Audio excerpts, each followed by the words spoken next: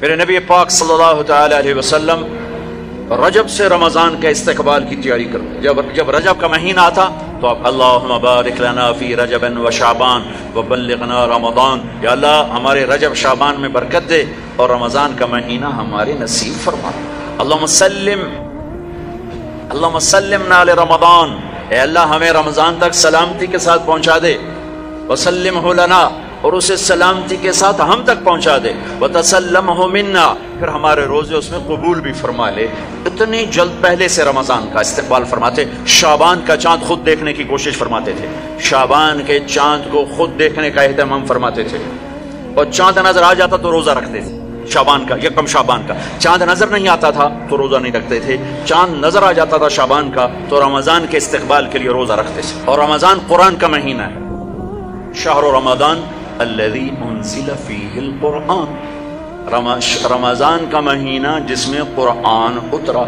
حالانکہ یہ ہونا چاہیے رمضان کا مہینہ جس میں روزہ فرض ہوا. وہ آگے کہا فمن شہد منکم الشہر فلیصم، پھر جو مہینے کو دیکھ لے پالے تو روزہ رکھے. لیکن رمضان کا تعارف کیسے ہے؟ رمضان کا مہینہ جس میں قرآن کو اتارا گیا. رمضان کا تعارف قرآن سے ہے. یہ اشارہ ہے کہ یہ مہینہ قرآن کا ہے.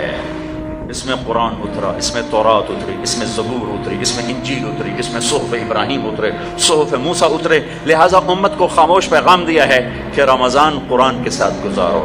موبائل بند کر دو، لیپ ٹاپ بند کر دو، فیس بک بند کر دو، سوشل میڈیا بند کر دو، یہ ٹاک شوز بند کر دو، 1 مہینے کے لیے ٹی وی بند کر دو، اخبار بند کر دو. بس قرآن کے ساتھ بیٹھ جاؤ. مرد یا عورت قرآن کے ساتھ تلاوت بھی کرو اور پشت مقرر کر کے ترجمہ بھی پڑھو.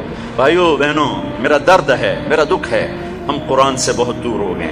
ہم قرآن سے بہت دور ہو گئے. ہم نے قرآن رکھ لیا ہے صرف ختم پڑھنے کے لیے، فاتحہ پڑھنے کے لیے، یا کسی کی دکان کھلتی ہے تو یاسین پڑھنے کے لیے. ہم نے قرآن فال نکالنے کے لیے، ہم نے قرآن اموات پر پڑھنے کے لیے. یہ ساری باتیں کرو، لیکن قرآن کا موضوع تو ہدایت ہے. قرآن کا موضوع تو ہدایت ہے، اور ہدایت ملتی ہے قرآن پڑھنے سے، اور صرف پڑھنے سے نہیں، سمجھنے سے کہ اللہ کیا کہہ رہا ہے. میں یوں کہتا ہوں، اگر آپ کو سارے قرآن میں کوئی تکلیف ہو رہی ہے تو پورے قرآن میں ٹوٹل 89 80 جمع 9 99 89 صرف 99 دفعہ میرے اللہ نے کہا ہے یا ایھا الذین آمنو، اے ایمان والو. تو اللہ کیا کہہ رہا ہے؟ مجھ سے بات کرنے لگا ہے. یا ایھا الناس، پوری دنیا سے بات. یا ایھا الذین کفروا، کافروں سے بات.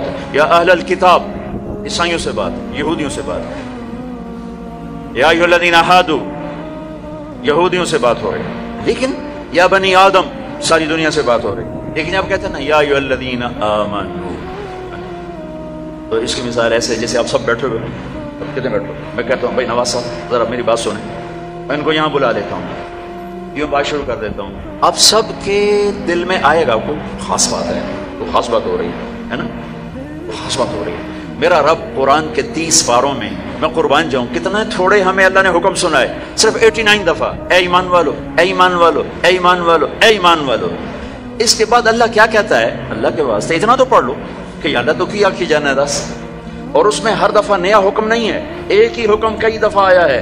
یا ایھا الذین آمنوا اتقوا اللہ حق تقاته، یا ایھا الذین آمنوا اتقوا اللہ ولتنظر نفس ما قدمت لغد واتقوا اللہ، یا ایھا الذین آمنوا اتقوا اللہ وآمنوا برسولہ. اتقوا اللہ، اتقوا اللہ، اتقوا اللہ، تکرار کے ساتھ. تو میرے بھائی بہنوں، اتنا تو قرآن دیکھ لو کہ یا ایھا الذین آمنوا کے بعد اللہ کیا کہتا ہے، کیا کہہ رہا ہے. جس کا ترجمہ پسند ہے اس کا پڑھ کے دیکھ لو کہ میرا اللہ مجھ سے کیا کہتا ہے. اللہ کے واسطے قرآن سے دوری ختم کرو. قرآن سے اخبار پڑھنے کے لیے بھی ٹائم ہے، ٹاک شو دیکھنے کے لیے بھی ٹائم ہے، فضولیات کے لیے بھی ٹائم ہے. کرو، آدھا گھنٹہ نکال لو، آدھا گھنٹہ، 15 منٹ، 10 منٹ، چلو ایک آیت. تو میرے بھائی بہنوں، اس مہینے کو قرآن کا مہینہ بناؤ. فمن شہد منکم الشہر فلیصم، مہینہ آ گیا، روزہ رکھو. فمن کان مریضا علی سفر فعدۃ من ایام اخر، مریض ہو سفر میں ہو بعد میں رکھ لو. ایک لفظ اور ہے وَلِتُكْمِلُوا الْعِدَّةَ، اس مہینے کو مکمل کرو، پورا کرو. لیکن لفظ ہے کمال. کمال کا کیا مطلب ہوتا ہے؟ صفات میں پورا کرنا. तमाम का क्या मतलब होता है? अज्जा में पूरा करना। रोजे को कमाल तक पहुंचाने के लिए 4 चीजों को छोड़ना होगा। 4 चीजें अगर हैं, नहीं है तो मुबारक, हैं तो छोड़ना। मेरे नबी ने फरमाया जो शराब पीता है उसका रोजा ऊपर नहीं जाता है। तो अगर किसी को आदत है तौबा कर ले। फिर शराबी तो थोड़े हैं, जो माँ बाप का नाफरमान है उसका रोजा ऊपर नहीं जाता है, ये बहुत ज्यादा हैं। माँ बाप की नाफरमानी तो जंगल की घास की तरफ फैली हुई है। शायद ही कोई खुशकिस्मत माँ बाप होंगे जिनकी औलाद उनकी आंखों की ठंडक होगी, वरना आजकल औलाद सीने का कांटा बने हुए हैं और कांटे की तरह चुभे हुए खंजर की तरह काट रहे हैं। माँ को रोते देखा है, तड़पते देखा है, माँ बाप को। मुझे एक बाप कह रहा है, बाप मेरे इलाके के जिम्मेदार फौत हो गए, पुराना ताल्लुक, मेरा पुत्र आगे च सड़ता पे होवे तो मैं दुआ न करे सा बच गया। हाँ, मेरे सामने बैठ के मौलाना साहब ओदी मां भी आंदी है, जो अगे सड़दा पे उसी तो मैं ना अक्सान ला साइया मेरे पुत्र नु बचा। तो माँ बाप की नाफरमानी ये रोजे को नहीं पूरे दिन को रोक देती है, पूरे दिन को रोक देती है। सिर्फ रोजा नहीं है, पूरा दिन रुक जाता है। एक साहबी अलकमा रज़ियल्लाहु ताला अन्हु, उनकी बेगम का पैगाम आया कि मेरे खामिन मर रहे हैं, कलमा नहीं पढ़ा जा रहा। साहबी जिनके बारे में अल्लाह कहता कुल्लन वअदल्लाहुल हुस्ना, मेरे महबूब तेरा हर साहबी जन्नती, वादा वादा किया, वादा। उनकी खताएं माफ, ये नहीं कौन से गुनाह नहीं हुए तो हमने माफ कर दिया, आपकी तोफैल माफ कर दी। तो आप दौड़े हुए गए, कहा बेटा कलमा पढ़ो। कहा जी नहीं पढ़ा जा रहा, बोल रहे हैं कलमा नहीं पढ़ा जा रहा। आपने पूछा माँ बाप में कौन है? कहा जी माँ। आपने पूछा नाराज है? कहा जी नाराज है। हम बोलो, वो आ गई। तो आपने पूछा अलकमा की माँ तुम नाराज हो बेटे से? कहा जी नाराज हो। क्यों नाराज हो? अब वजह सुनना, आजकल की वजह नहीं, वजह सुनना। कहा या रसूल अल्लाह मेरा बच्चा बहुत नेक है, रात का उठने वाला था, दिन का रोजे वाला था, लेकिन मुझसे बात बदतमीजी से करता था, सख्त लहजे में बोलता था।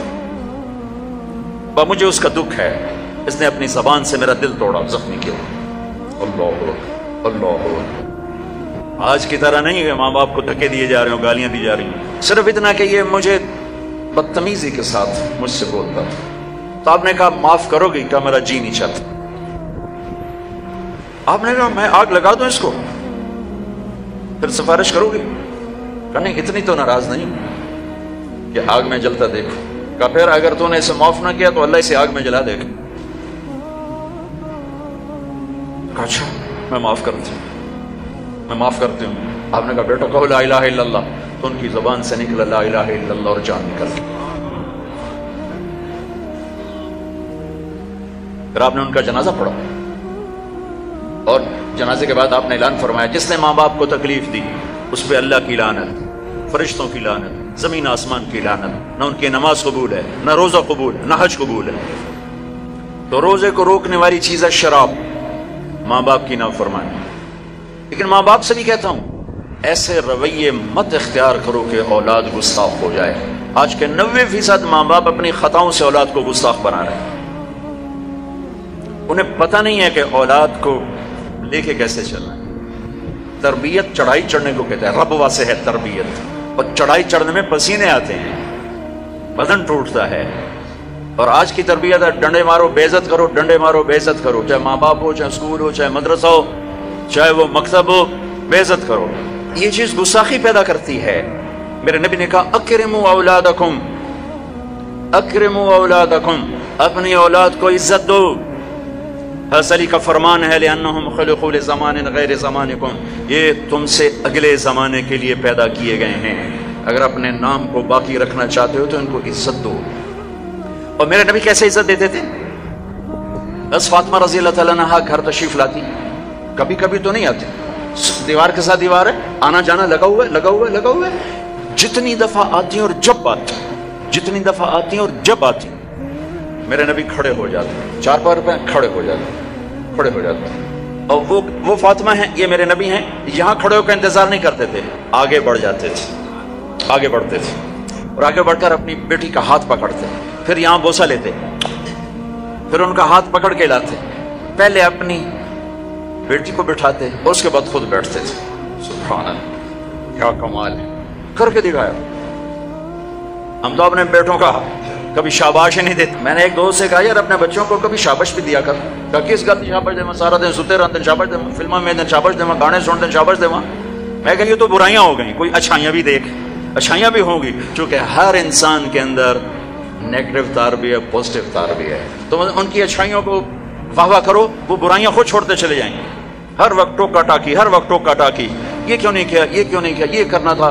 اور ایک یہ پڑھائیوں نے تباہ کر دیا ہماری نسل کو, ہماری اولاد کو. 3 سال کا بچہ جسے ماں کی گود کی ضرورت ہوتی ہے, وہ ظالم ماں ہے جو 3 سال کے بچے کو اسکول کے حوالے کر دیتی. تیسرا جس سے روزہ برباد ہوتا ہے, جو رشتہ داروں سے لڑتا ہے, خون کے ماں کے رشتے, باپ کا رشتہ, چچا باپ کا رشتہ, باپ کی طرف سے جو بھی رشتے آ رہے ہیں باپ کی طرف سے, ان سے لڑائی جھگڑے. ماں کی طرف سے رشتہ, خالہ, نانی, نانا, ماموں, باپ کا رشتہ, پھوپھی, پھوپھا, خالہ, خالو, جو ان سے سینگ پھنساتا رہتا ہے, لڑتا رہتا ہے, اس کا روزہ بھی اٹک جاتا ہے, اوپر نہیں جاتا ہے. تو بھائی اگر کوئی ایسا لڑائی پڑائی کا چکر ہے, اس سے بھی توبہ کرو, اپنے روزے کو بچاؤ. چوتھا, جو کسی کے لیے دل میں نفرت پالتا ہے, دل میں بغض پالتا ہے, دل میں کینہ پالتا ہے, اس کا روزہ بھی اٹک جاتا ہے.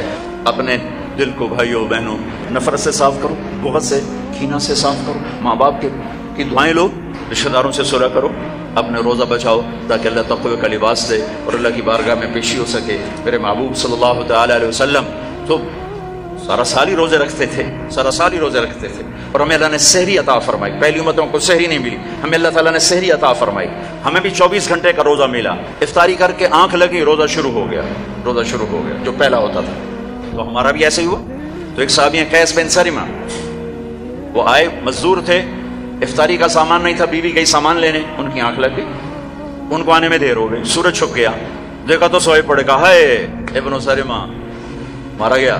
کیا ہوا؟ کہ روزہ شروع ہو گیا. روزہ شروع ہو گیا.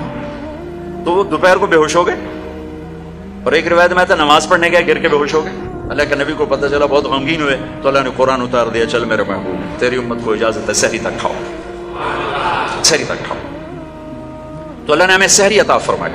ہمارے نبی پاک صلی اللہ تعالی وسلم سحری کے کھانے کی تاکید فرماتے تھے کہ یہ برکت والا کھانا ہے. اللہ اس کے فرشتے سحری کھانے والوں پر برکتیں, رحمتیں نازل فرماتے ہیں. خود ہمارے نبی پاک صلی اللہ تعالی وسلم سحری کا اہتمام فرماتے تھے. آپ تو عام طور پر 2-4 کھجوریں, ایک گلاس پانی, بس آپ کی سحری ہو جاتی. اور آپ افطار بھی ایسے ہی فرماتے تھے کہ صحابی فرماتے ہیں آپ ایسے بیٹھے ہوتے, آپ کے ہاتھ میں کھجور ہوتی تھی, ایسے کھجور لے کے بیٹھے ہوتے تھے. اور ایک صحابی ٹیلے پہ چڑھا ہوتا تھا یا کسی مکان کی چھت پہ چڑھا ہوتا تھا, اور اس کو امر تھا بھائی سورج کو دیکھتے رہنا. آپ کھجور آپ کیسے ہاتھ میں ہوتی تھی. جو ہی وہ کہتا یا رسول اللہ سورج ڈوب گیا, تو آپ فوراً کھجور منہ میں لیتے تھے. پھر اس کے بعد تھوڑا تھوڑا کر کے پانی پیتے تھے. آپ نے پانی پہ افطار کیا ہے, آپ نے دودھ پہ افطار کیا ہے, آپ نے کھجور پہ افطار کیا ہے, آپ نے ستو بھی پیا ہے, اور سحری میں آپ نے روٹی بھی کھائی ہے, کھجور بھی کھائی ہے, دودھ بھی پیا ہے, زیتون کے ساتھ بھی لیا ہے, زیتون اور روٹی کے ساتھ آپ نے افطاری بھی فرمائی. افطاری کی دعوت میں بھی شرکت فرمائی ہے. سعد بن معاذ نے افطاری کی دعوت کی, صحابہ کی, آپ تشریف لے گئے. افطاری کرانا میرے نبی کی سنت, طریقہ چلا رہا ہے. سعد بن عبادہ نے افطاری کی, تو آپ اس میں تشریف لے گئے, تو وہاں زیتون, جو کی تازہ روٹی اور زیتون کے ساتھ آپ نے کھانا نوش فرمایا. ایک عجب واقعہ بھی ہوا وہاں. تو وہ یہ ٹائم تو تھا نہیں کہ بھائی ٹائم ہو گیا ہے, تو وہ سورج کو دیکھتے تھے, اور جب بادل ہوتے تھے تو اندازہ کرتے تھے. تو میرے نبی کی موجودگی میں ہوا کہ سب نے خیال کیا سورج غروب ہو گیا, سب نے کھا لیا, تو ایک دم بادل ہٹے تو سورج کھڑا ہوا تھا. تو پھر سب نے اس روزے کی شوال میں جا کر قضا کی. پورے مدینے سے یہ کام ہوا کہ وہ سورج کی موجودگی میں روزہ کھول لیا. جب بادل ہٹے تو پتہ چلا سورج تو بھی کھڑا ہوا ہے. اب ہفتے کو جاتے تھے قبا, ہر ہفتے کو اشراق وہاں پڑھتے تھے. لیکن رمضان میں 17 رمضان, پتہ نہیں کیا وجہ ہے, اس میں کیا حکمت ہے, 17 رمضان آپ قبا تشریف لے جاتے تھے, اور وہاں مسجد میں قیام فرماتے تھے تھوڑی دیر کے لیے, اور پھر وہاں سے آپ واپس تشریف لاتے تھے.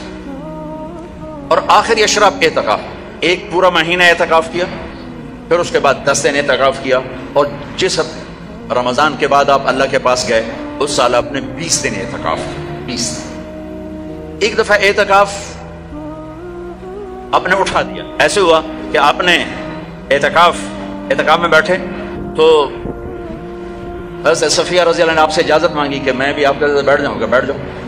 انہوں نے بھی, آپ کے لیے خیمہ لگتا تھا, چھوٹا سا خیمہ تھا, اس میں چارپائی ہوتی تھی, اس پر بستر ہوتا تھا, اور کبھی آپ مغرب عشاء کے درمیان نہاتے بھی تھے، چونکہ گرمیوں کا رمضان پایا نا سارا آپ نے، گرمیوں کا رمضان پایا، تو آپ اپنے اوپر پانی ڈلواتے تھے، اور کبھی یوں لیٹ جاتے اور سر آپ کا کھڑکی میں چلا جاتا، اور عائشہ رضی اللہ تعالیٰ عنہا آپ کا سر دھو کے کنگھی فرماتی، تیل لگاتی کنگھی فرماتی۔ آپ پیشاب استنجے کے لیے گھر تشریف جاتے، لیکن سحری و افطاری اعتکاف کی حالت میں آپ نے گھر نہیں کی، بلکہ مسجد میں آ کے نوش فرماتے تھے۔ تو حضرت صفیہ کی دیکھا دیکھی دو اور ازواج مطہرات نے بھی خیمے لگا لیے، تو پھر آپ نے اپنا اعتکاف موقوف کر دیا کہ وہ ایک گھر کا ماحول بن گیا، اور اعتکاف کا مقصد ہوتا ہے خلوت اور تنہائی، خلوت اور تنہائی، تاکہ اللہ سے آدمی کھل کے بات کر سکے۔ تو پھر آپ نے وہ اعتکاف شوال میں 10 دن اس کے آپ نے پورے فرمائے۔ تو آخری عشرے میں آپ اعتکاف کا آپ کا معمول تھا۔ اور ایک چیز آپ نے ہمیں دی، تراویح کی نماز، 3 دن آپ نے نماز پڑھائی، اور چوتھے دن مسجد بھر گئی، باہر بھی جگہ نہ ملی، تو آپ آئے ہی نہیں، شہری تک لوگ بیٹھے رہے۔ تو آپ شہری کے قریب آئے تو آپ نے فرمایا میں دیکھ رہا تھا تم سارے آئے ہوئے تھے، لیکن میں اس لیے نہیں آیا کہ مجھے ڈر لگا کہیں تمہارے اوپر یہ نماز فرض نہ ہو جائے، تکلیف سے بچانے کے لیے نہیں۔ تو پھر اللہ کے نبی کے دور میں صحابہ 5-5 6-6 کی ٹولیاں بنا کر قرآن سنتے تھے، اور کوئی یہاں کوئی یہاں کوئی یہاں، اور رکعت متعین نہیں تھی، کوئی 10 پڑھ رہا ہے، کوئی 8 پڑھ رہا ہے، کوئی 12 پڑھ رہا ہے، کوئی 20 پڑھ رہا ہے۔ صدیق کے دور میں بھی ایسے ہی تھا کہ سارے مختلف ایسے پڑھتے تھے۔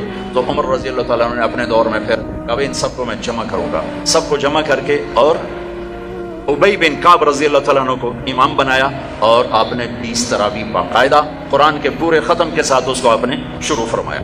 اور ادھر عبداللہ بن صائب رضی اللہ تعالیٰ عنہ کو خواتین کا امام مقرر فرمایا کہ وہ ان کو تراویح پڑھائیں اور اس میں قرآن سنائیں۔ یہ جو حرم شریف میں دعا ہوتی ہے ختم قرآن کی نا، آخری رکعت میں قل اعوذ برب الناس، یہ دعا حضرت عثمان نے شروع کروائی کہ جب قرآن ختم ہو رہا تھا اور آخری 2 رکعت رہ گئیں، تو آپ نے حافظ سے کہا جب قرآن ختم کرو تو دعا کرنا۔ انہوں نے کہا جی کیا دعا کروں؟ کہ جو تیرے دل میں ہے کرنا ہے۔ تو بھائی یہ حضرت عثمان رضی اللہ تعالیٰ عنہ کی سنت ہے کہ پھر انہوں نے یہ دعا منگوانا شروع فرمائی، اور اس وجہ سے اب تک یہ امت کا معمول چلا آ رہا ہے۔ اچھا، یہ جو ہم 2-4 تراویح کے بعد بیٹھتے ہیں اور ایک چھوٹی سی دعا پڑھتے ہیں اور پھر کھڑے ہو جاتے ہیں، یہ ترویح ہوتا ہے تھوڑی دیر آرام کرنا، ترویح تھوڑی دیر آرام کرنے کو کہتے ہیں ترویح، ٹھیک ہے، اور اس کی جمع تراویح۔ مکے والے کیا کرتے تھے؟ 4 تراویح پڑھنے کے بعد 1 طواف کرتے تھے، پھر 4 رکعت پڑھتے تھے، پھر 1 طواف کرتے تھے۔ انہوں نے تو ساری رات لگ جاتی ہے، وہ تو جا کے سحری میں مشکل سے جا کے ان کی تراویح ختم ہوتی تھی۔ جب مدینے والوں نے دیکھا یہ تو طواف کرتے ہیں تراویح پڑھتے ہیں، ساڑھے کول تو بیت اللہ ہے نہیں، آپا کی کریے، انہوں نے 20 کی 40 کرتے، وہ کبھی 40 رکعت پڑھتے تھے۔ بڑھانے میں کوئی منع کوئی نہیں، چونکہ صلاۃ اللیل مثنی مثنی، تو وہ ان کے مقابلے میں 40 رکعت پڑھتے تھے۔ حافظ عطیہ سالم رحمۃ اللہ علیہ تھے مسجد نبوی کے بہت بڑے عالم اور بڑے ان کا حلقہ تھا، میں ان کے درس سے بڑا فائدہ اٹھایا، ان کے درس سے میں نے بہت فائدہ اٹھایا۔ میں جب حج پہ جاتا تو لمبا عرصہ ٹھہرنا ہوتا تھا، تو میں ان کے مغرب سے عشاء روزانہ بیٹھتا تھا، اور وہ بندہ علم کا ایک بحر ذخار تھا، اللہ ان کے درجے بولا، میں ملا بھی ہوں۔ تو انہوں نے ایک رسالہ لکھا ہے تراویح پر، کاش اس کا اردو ترجمہ ہوتا تو میں آپ کو کہتا اسے پڑھوں۔ تو اللہ نے ہمیں ایک تراویح کی نماز عطا فرمائی، جس کے ہر سجدے پر حدیث میں آتا ہے 1500 نیکی لکھی جاتی۔ ایک سجدہ کتنے؟ اور ہر سجدے پر 1 گھر بنتا ہے، کس چیز کا؟ سرخ یاقوت۔ کتنا بڑا ہوتا ہے؟ 60,000 سونے چاندی کے دروازے ہوتے ہیں۔ ہر سجدے پر کیا ملتا ہے؟ 1 درخت جس کے نیچے 100 سال عربی گھوڑا دوڑ سکتا ہے۔ پھر تراویح اور روزے کے بدلے کیا ملتا ہے؟ اللہ آخری رات کہتا ہے میرے بندے بندی ہو، دن کا روزہ رات کی تراویح میں نے دیکھا، میں نے قبول کیا، جاؤ معاف کر دیا، جاؤ معاف کر دیا۔ ایک سحری میں اللہ کے نبی کے سامنے بکرے کی سری پیش کی گئی، آپ کے گھر میں تو نہیں پکتی، کہیں سے پک کر آئی، تو آپ کھا رہے تھے، تو حضرت علی بھی آپ کے ساتھ تھے، تو ارباز بن ساریہ اوپر سے آ گیا، آپ نے کہا آؤ برکت کا کھانا ہمارے ساتھ کھاؤ، وہ بھی بیٹھ گئے، تینوں کھا رہے ہیں۔ بلال آئے، یا رسول اللہ نماز ٹائم ختم، اور یہ کہہ کے باہر چلے گئے۔ اذان دینے سے پہلے پھر دیکھنے آئے کہ چھوڑ دیا کھانا تو اذان دو، آئے تو آپ ابھی کھا رہے تھے، انہوں نے کہا یا رسول اللہ واللہ لقد اصبحت، اللہ کی قسم ٹائم ختم ہو گیا، یعنی صبح ہو گئی۔ تب تیرا بھلا ہو جائے، ارے بلال صبح نہیں ہوئی تھی، تیری قسم کی وجہ سے اللہ نے اسے پہلے نکال دیا کہ تیری قسم جھوٹی نہ پڑ جائے، تیری قسم پر اللہ نے اسے پہلے نکال دیا۔ اور اس پر حضرت علی نے بعد میں فرمایا اگر بلال قسم نہ اٹھاتے تو جب تک میرے نبی کھاتے رہتے صبح نہیں ہونی تھی۔ عبید رضی اللہ تعالیٰ عنہ دیگ بنا رہے تھے، دیگ، تو میرے نبی کو دستی کا گوشت بڑا پسند تھا، تو آپ نے کہا عبید ناولنی الذراع، مجھے دستی تو پکڑانا، تو انہوں نے ایسے نکال کے دے دی، تو آپ نے اس کو یوں پکڑا ہڈی کے دونوں کناروں سے ایسے، اور دانتوں سے کاٹ کاٹ کے کھایا اور پھینک دیا۔ عبید ناولنی الذراع، دستی پکڑانا، انہوں نے پھر نکال کے دے دی، آپ نے پھر یوں پکڑا اور تو بکرے کی دوئی ہوتی، آپ نے کہا ناولنی الذراع، عبید مجھے دستی پکڑانا، وہ کچے نکلے، یا رسول اللہ بکری کی تو دو ہی ہوتی۔ آپ نے کہا ارے عبید اگر تو ہاتھ ڈال دیتا تو جب تک میں کہتا رہتا مجھے اللہ دستیاں نکال کے کھلاتا رہتا۔ تو بھائیو، اللہ نے ہمیں بہت خوبصورت مہینہ دیا ہے، اب اس کی رحمتوں کا مہینہ ہے، جہنم کے دروازے بند ہیں، جنت کے دروازے کھلے ہوئے ہیں، اور اللہ کی معافی کے اعلان ہو رہے ہیں۔ آپس کی لڑائیاں معاف کرو، جھگڑے معاف کرو، جس سے بھی ہو، بیوی سے لڑائی ہے، بیوی کی خامن سے لڑائی ہے، ماں باپ کی بچوں سے، بچوں کی ماں باپ سے، بھائی بھائی سے، پارٹنر سے، دوست سے، اللہ کے واسطے دفن کر دو، دفن کر دو، اپنے ملک کو پاک کر دو لڑائیوں سے، فرقہ واریت سے۔ اس رمضان میں فرقہ واریت کو دفن کر دو۔ یہ آگ جو بھڑکی ہے، مجھے پتا ہے میں کہاں بجھا سکتا ہوں، لیکن میں وہ ابراہیم علیہ السلام کی آگ پہ کبوتر نے 2 چونچ پانی ڈالا تھا، بس میں وہ کبوتر بننے کی کوشش کر رہا ہوں کہ بجھے نہ بجھے میں اللہ کو کہہ تو سکوں گا یا اللہ میں نے تو پانی ڈالنے کی کوشش کی تھی، لیکن بھڑکانے والے زیادہ ہیں، بجھانے والے تھوڑے ہیں۔ لیکن تم تو نہ بھڑکو، تم تو نہ بھڑکو، ایسی باتیں مت سنو جو تمہیں فرقوں میں بانٹ دیں، جو تمہیں کسی دوسرے مسلمان فرقے کے بارے میں نفرت سے بھر دیں، کفر سے بھر دیں۔ ارے بھائیو، کسی کو کافر کہنا آسان کام نہیں ہوتا ہے، آسان کام نہیں ہوتا ہے۔ اللہ کے واسطے وقت کی رفتار دیکھو، افق کا رنگ دیکھو، آسمان کے تیور دیکھو، زمین کی گردش دیکھو، اتنے زمین بھی تیور بدل رہی ہے، فلک بھی آنکھیں دکھا رہا ہے، اس کے باوجود اس قدر نفرت دین کے نام پر، کفر کافر، کفر کافر۔ کون جائے گا جنت میں؟ کس کے لیے جنت ہے؟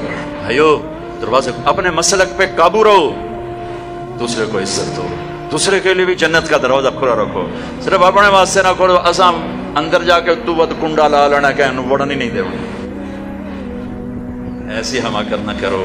میرے نبی کی امت بہت بڑی امت ہے، اور میرا رب بڑا کریم رب ہے۔ اس رمضان کے مہینے کو محبت کا رمضان بناؤ، درگزر کا رمضان بناؤ، راتوں کو تراویح پڑھو، دن میں روزہ رکھو، انشاءاللہ سارے گناہ معاف ہوں گے۔ اور مہینے کے آخر میں ہے مالدار آدمی کے اوپر کہ وہ روزے کی زکوٰۃ ادا کرے، روزے کی زکوٰۃ ادا کرے، جو کشمش کے حساب سے 2000 کے قریب بنتی ہے، کھجور کے حساب سے کوئی 800-900، میں سے اندازاً کہہ رہا ہوں، اور گندم کے حساب سے تو اخبار میں پڑھا تھا 100 روپے بنتی ہے، لیکن جو لوگ مالدار ہیں گندم کے حساب سے نہ دو، کشمش کے حساب سے دو، تو انشاءاللہ اس کا آپ کو بہت بہت اجر ہے۔